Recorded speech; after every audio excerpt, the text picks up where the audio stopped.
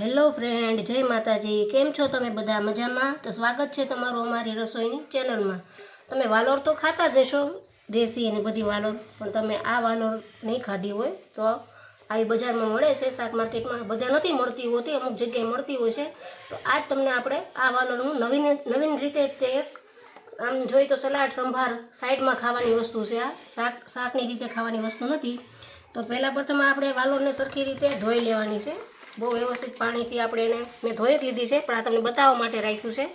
એને ધોઈ લેવાની છે। પછી આ જે એની ઉપરની રગ હોય એ આપણે કાઢી લેવાની છે। નીચેની રગ નથી કાઢવાની, ઉપરની એક જ રગ આપણે કાઢવાની છે ધોઈને। અને આપણે એને એક વાસણમાં લઈ લઈશું।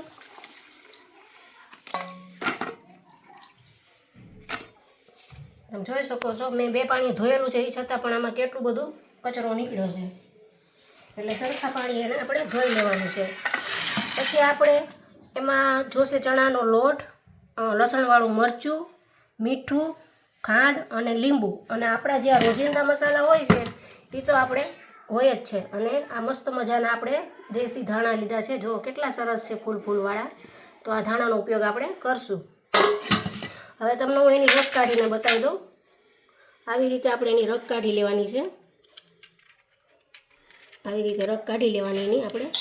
અને આપણે જે વચ્ચેનો ભાગ છે એને આવી રીતે હળવા હાથે આપણે એને આમ ખોલી નાખવાનો છે, એટલે અંદર આપણે જોઈ લેવાનું કે જીવજંતુ નથી, ઈડ નથી। અને પછી આપણે ભલે બી હોય અંદર, એ છતાં આપણે જે ચણાના લોટનો મસાલો કરશું એ આમાં આપણે હળવા હાથે ભરી દેવાનો છે। તો હું તમને મસાલો બતાવી દઉં કેવી રીતે કરવાનો છે। તો પહેલાં એમાં આપણે ચણાનો લોટ નાખી દઈશું। આ લોટને શેકવાનો નથી, કેમ કે આપણે ઓલરેડી આ ઢોકળિયામાં એને બાફવાનું જ છે। પછી આપણે નાખી દઈશું આ લસણવાળું મરચું, પછી મીઠું જોતા પ્રમાણે નાખી દઈશું। પછી આ ખાંડ લીધી છે, ખાંડ નાખી દઈશું। અને અડધું ખાડું આપણે લીંબુનું નીચવી લેશું, એમાં ગળપણ, તીખાશ અને ખટાશ।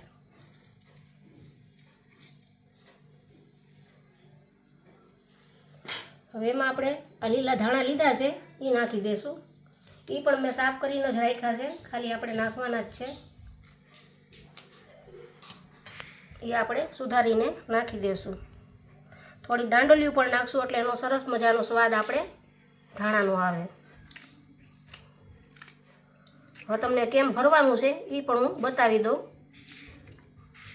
પછી એને આપણે ખૂબ જ હલાવી લેવાનું છે, આવી રીતે મિશ્રણ કરી લેવાનું છે બધું। આપણે લસણ ને બધું નાખ્યું છે, ચટણીવાળી મરચુંની બધું, એને ખૂબ આપણે સારી રીતે હલાવી લેવાનું છે।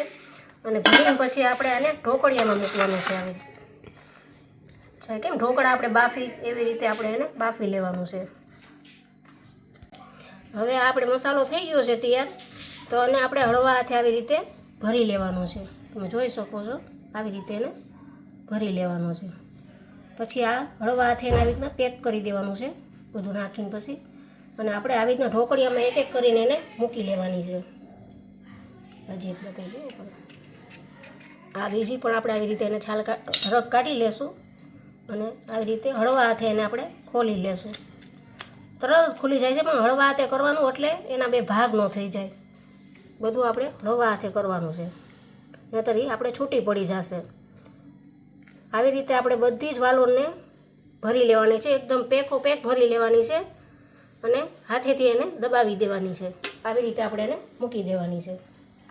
તો પહેલાં આપણે એની બધાની રગ કાઢી લઈશું એક હારે જ તે। આ તમને બતાવવા માટે મેં બધાની રગ આપણે કાઢી લેશું। તો ચાલો આ આપણે વાલોર થઈ ગઈ છે, બફાઈને તૈયાર। જો આ રીતે એને બાફી નાખવાની છે, સરસ થઈ ગઈ છે આપણી। હવે એનો આપણે વઘાર કરી નાખશું। આમાં મેં 4 ચમચી તેલ નાખ્યું છે। તેલ આપણું આવી ગયું છે, એમાં આપણે ઝાઝી બધી રાઈ નાખવાની છે। આ રીતે રાઈ નાખી દેશું,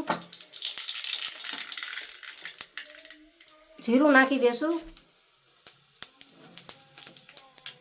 હળદર નાખી દેશું, આપણે હિંગ નાખી દેશું, અને આપણી આ જે વાલોર છે એ વાલોરને આપણે નાખી દેશું। આમાં તેલનો પણ બહુ ઝાઝો ઉપયોગ હોતો નથી, તેલ પણ એકદમ હેલ્ધી છે આવડિયા, આમાં તેલનો ઉપયોગ બહુ ઝાઝો ન હોય, અને ખાવામાં તો બહુ જ બેસ્ટ હોય છે। તમે એકવાર ટ્રાય કરજો જરૂરથી, બહુ સરસ લાગે છે ખાવામાં। તેલમાં આપણે એને દાજવા દેવાની છે, એટલે થોડીક આમ કડક પણ થઈ જાય એવી રીતે થોડીક તેલમાં આપણે એને દાજવા દઈશું.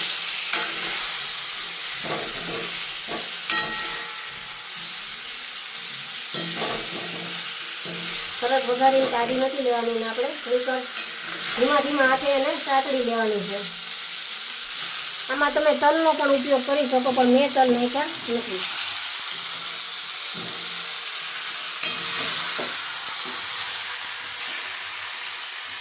તો ચાલો આપણી તૈયાર થઈ ગઈ છે વાલોર. હવે આપણે એને સર્વ કરી લઈશું. તો ચાલો આપણી મસ્ત મસ્ત ટેસ્ટી ફૂલ અને મસ્ત વાલોર થઈ ગઈ છે તૈયાર. જો તમને કેવી લાગી છે, એકદમ નવીન વાલોર છે.